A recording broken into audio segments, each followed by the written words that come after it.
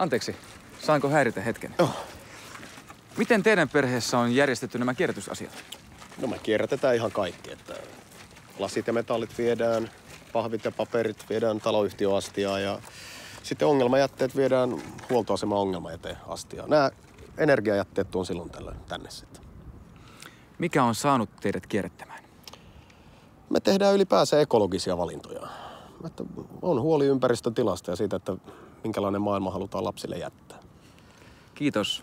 Kiitos. Näin näemme, kuinka yhä useampi suomalainen mies on kiinnostunut kierrättämisestä. Puheet ilmaston lämpenemisestä eivät siis ole menneet hukkaan. Ja muistakaa, tämä planeetta on yhteinen.